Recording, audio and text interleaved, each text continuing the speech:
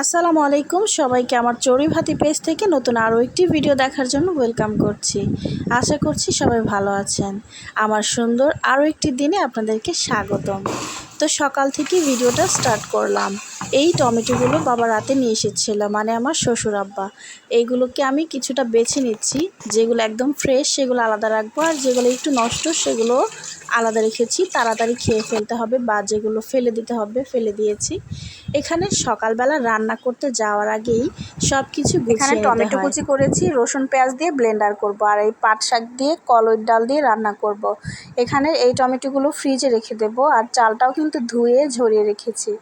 আর এদিকে হচ্ছে ডাল ধুয়ে রেখেছি, এখানে মসুরি ডাল আর হচ্ছে খেসারি ডাল একসাথে ধুয়ে ভিজিয়ে রেখেছি। এটা সিদ্ধ করে তারপরে ব্লেন্ডার করে পাটের শাক দিয়ে বোম্বা মরিচ দিয়ে রান্না করব। আর এখানে হচ্ছে মাছ ভিজিয়েছি, তো ছোট ছোট পোটলা ছিল তাই দুইটা পোটলা ভিজিয়েছি। এখানে একটা আছে ট্যাংরা মাছ আর একটা পাঁচমিশালি কিছু মাছ আছে। তো দুইটা তরকারি দুইটা আলাদা আলাদাভাবে রান্না করব, যেহেতু বাসায় লোকজন বেশি লোকজন থাকলে কিন্তু তরকারিও একটু বেশি বেশি লাগে। তো বড় বড় ট্যাংরা মাছগুলো দিয়ে আজকে মিষ্টি আলু দিয়ে রান্না করব। মিষ্টি আলু আবার আমার শাশুড়ির অনেক পছন্দের একটা তরকারি। তো এই তো মিষ্টি আলুগুলো এভাবে বড় বড় কেটে নিয়েছি, না হলে কিন্তু গলে যায়।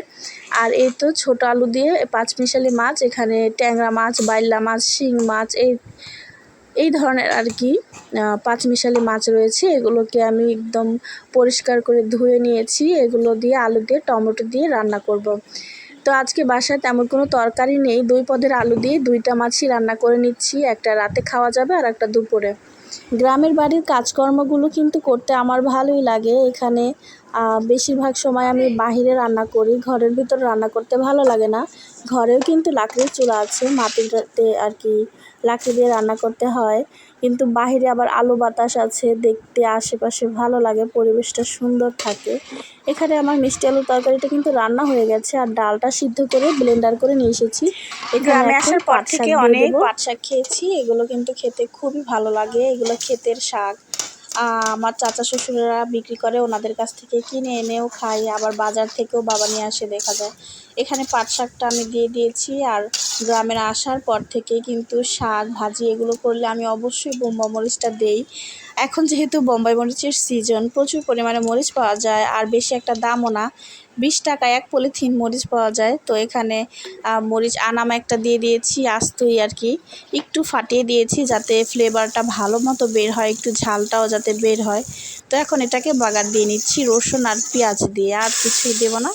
এই তো শাকটা কিন্তু হয়ে গেছে। আর এইভাবে শাক রান্না করলে ভীষণ ভালো লাগে। আমার শ্বশুরের পছন্দের খাবার হচ্ছে শাক দিয়ে এই যে পাট শাক দিয়ে ডাল রান্নাটা, এটা আমারও এখন অনেক ভালো লাগে। একটু ঘন করে রান্না করলে অনেকেই দেখি যে শাক রান্না করলে শাকটা দেখতে কেমন কালো দেখা যায়, কিন্তু আমি এমনভাবে রান্না করি যাতে শাকটা সবুজ কালার থাকে। আসলে শাক ঢেকে রান্না করলেই কিন্তু কালো হয়ে যায়।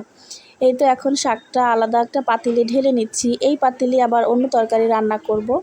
আর এই তো এখানে রান্না করতে করতে আমার শাশুড়ির হাঁস চলে এসেছে। মাশাআল্লাহ, হাঁসগুলো কিন্তু প্রচুর পরিমাণে ডিম দেয়। তো এই হাঁসগুলোর ডিম দিয়েই আমার শাশুড়ি ঘর ভরে ফেলে, জমায়ে রাখে, আমরা আসলে খাই, আমার ননদদেরকে দেয়। আর এখানে হচ্ছে ছোট বাচ্চা হাঁস, এগুলো এবার নিয়েছে। এগুলো বড় হলে সামনের বছর ইনশাল্লাহ খাওয়া যাবে, বা এই শীতেই হয়তো খাওয়া যাবে, এরকম হবে। তো এখানে চাচি শাশুড়ির হাঁসও আছে, আমাদের হাঁসও আছে। রান্না করতে বসলে হাঁস মুরগি একদম পাগল করে ফেলে। এই দেখা যায় যে বড় হাঁস চলে আসে, এই ছোট হাঁস চলে আসে, এদের অত্যাচারে জীবন অতিষ্ঠ। এবার পাঁচমিশালি মাছের যে তরকারিটা সেটা বসিয়ে দিয়েছি। এখানে মশলা কষিয়ে সব আলু আর মাছ একসাথে দিয়ে হালকা করে একটু কষিয়ে নিয়ে তারপরে ঝোলের পানিটা দিয়ে দেব। তো এখানে এই তো ঝোলটা আমি কিন্তু একেবারে দিয়ে দিচ্ছি, তাড়াতাড়ি হয়ে যাবে। আর এই সব ছোটো মাছ কিন্তু বেশি একটা কষানো লাগে না, একেবারে সব কিছু দিয়ে মাখিয়ে ঝুঁকিয়ে রান্না করে নিলেই হয়, আর খেতেও ভালো লাগে। আমার ভিডিওটা এই পর্যন্তও যদি কেউ দেখে থাকেন তাহলে তাকে অনেক অসংখ্য ধন্যবাদ। আর যদি আমার এই গ্রামীণ জীবনযাপন আপনাদের একটু ভালো লেগে থাকে তাহলে কিন্তু অবশ্যই চ্যানেলটা সাবস্ক্রাইব করে রাখবেন, আর অবশ্যই আমার পাশে থাকবেন। ভিডিওতে লাইক করবেন, কমেন্ট করবেন, আপনার মূল্যবান মতামত দিতে কিন্তু একদম ভুলবেন না। পাগল করে দেবে। এতে কিন্তু আমাদের কাজের উৎসাহ আরও বেড়ে যায়, দ্বিগুণ বেড়ে যায়। তো এখানে রান্নাবান্না কিন্তু চলছে, একটার পর একটা রান্না করে নিচ্ছি আর ঘরের ভিতর রেখে আসতে হচ্ছে। বাইরে রান্না করলে আসলে এটাই একটা কষ্ট, রান্না করো আর পাতিল নিয়ে দৌড়াদৌড়ি করো, তা না হলে কিন্তু আবার এই যে মুরগি চলে আসে, হাঁস চলে আসে, কে কোনটায় মুখ দিয়ে দেবে, এই কারণে আর কি এখানে রাখা যায় না, বাসার ভিতর ঘরের ভিতর নিয়ে রেখে আসতে হয়।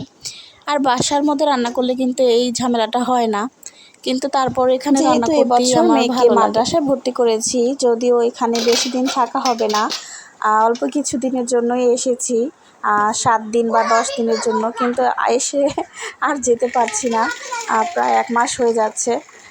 আর দেখি কবে যেতে পারি, ইনশাল্লাহ খুব শীঘ্রই চলে যেতে হবে, কারণ মেয়ের পড়াশোনার ক্ষতি হয়ে যাচ্ছে।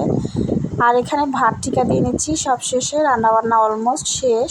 এরপরে আমি আসলে বড় পাতিলে ভাত ঠিকা দিতে কিন্তু একটু কষ্ট হয়, বাসায় তো সবসময় অল্প ভাত রান্না করি, আর দেখা যায় যে শাশুড়ি বেশিরভাগ ভাত ঠিকা দেয়, আমি পারি না। আর এই তো বিকালবেলা এখানে একটু শুয়েছিলাম, এটা হচ্ছে আমাদের হাইটনা ঘর বলে, তো এখানে একটু শুয়েছিলাম, দেখলাম যে জানালা দিয়ে বাহিরটা দেখতে এত সুন্দর লাগছিল, ক্যামেরা অত একটা বোঝা যাচ্ছে না, তারপরে একটু ভিডিও করে নিয়েছি।